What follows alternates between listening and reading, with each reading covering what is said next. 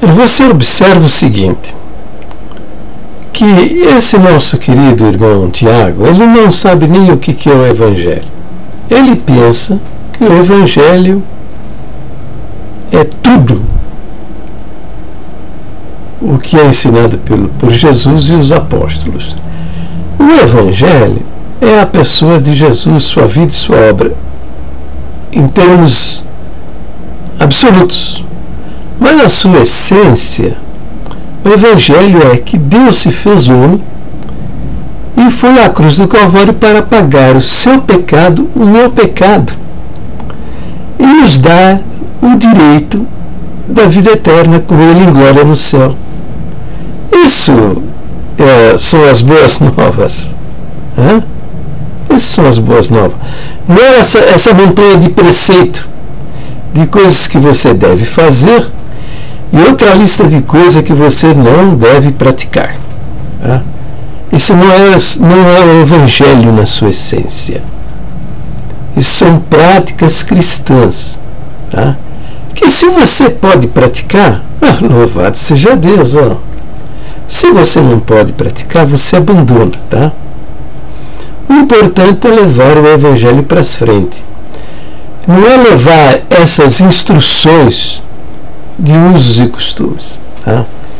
Então, mas infelizmente o nosso povo não sabe o que é Evangelho, a liderança não sabe o que é Evangelho, ninguém sabe o que é Evangelho, né? E fica aí falando, é por isso que ele está aí nessa guerra, defendendo com unhas e dentes esse negócio do uso do véu. Mas isso é usos e costumes, Nós temos doutrina, nós temos a doutrina da barba. Não pode ser barbudão. Não pode ser barbudão. Então nós temos a doutrina da barba. Aconteceu o seguinte, como somos, como sonho acontecer, é o tempo todo, a congregação não tem um trabalho de missões para alcançar outras nações, nada disso. Não tem essa preocupação. Como é que acontece o progresso da congregação? É o seguinte, o sujeito está aqui no nosso meio, depois ele volta para o lugar de origem, e vai levando lá o que ele aprendeu para lá, para esse lugar o que ele aprendeu aqui no nosso meio, entendeu? E aconteceu que teve um nosso irmão que foi para a Turquia. Ele aqui no Brasil conheceu o Evangelho. Conheceu o Evangelho? Não. Olha eu aí, também misturando as coisas. Ele conheceu a congregação. E foi para a Turquia, lá para o país dos pais deles, onde ele nasceu, E lá abriu a porta da sala da sua casa e convidou seus parentes para participar com a família dele num culto.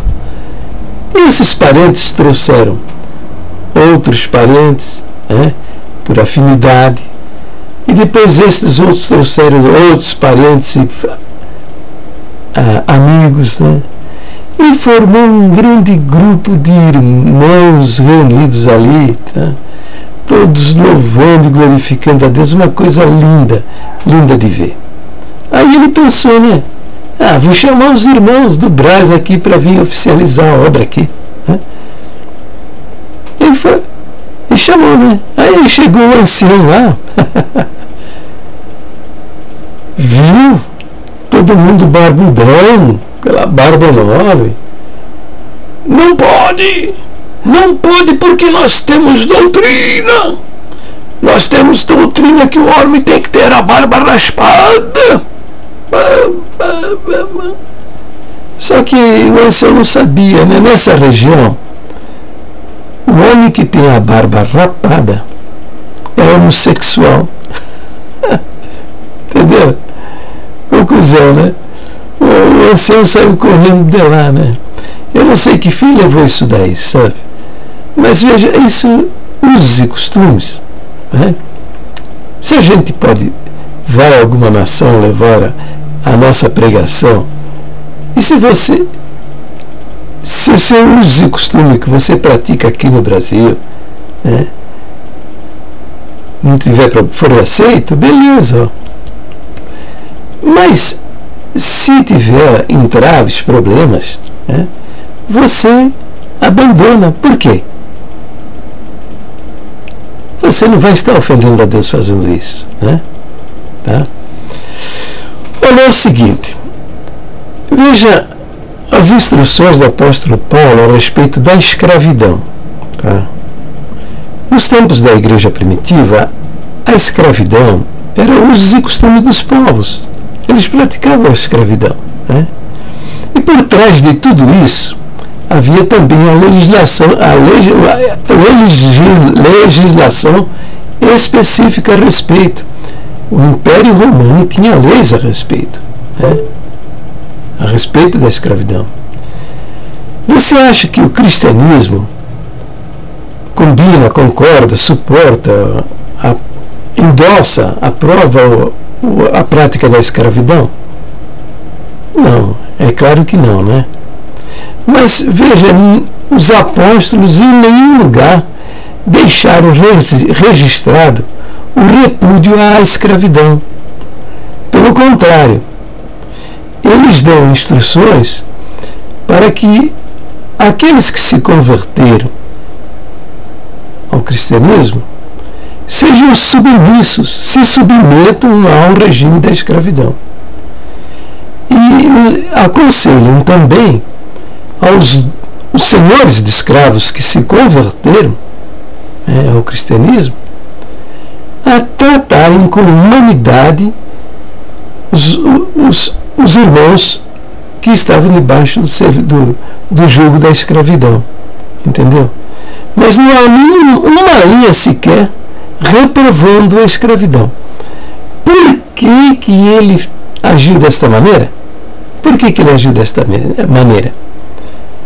Agiu desta maneira porque, se fizesse diferente, haveria derramamento de sangue e seriam consequências terríveis sobre a irmandade, os irmãos, né? Evidentemente que a lei, o governo ia para cima, ia ser coisas terríveis, rebelião, revolta, coisas assim. Então, eles não escreveram uma linha contra a escravidão. Por quê? Porque eram covardes? Não, em absoluto. Essa é a guia de Deus. Há certas coisas que quem vai mudar numa comunidade cristã é o Espírito Santo. Não somos nós com as nossas imposições, né? Então veja, fica mais uma informaçãozinha, além do episódio lá em Jerusalém, que a congregação lá se deu mal por causa da doutrina do chapéu, né? Humilhar os judeus aqui no Brasil, né? Por causa de estarem participando no culto com a cabeça coberta, e esses judeus humilhados dentro da nossa igreja foram expulsos, e isso a congregação acabou pagando o preço lá em Jerusalém, onde o exército, com tropas armadas, com tratores, botou tudo no chão. Então é bom parar com esse negócio de fanatismo religioso na prática de usos e costumes.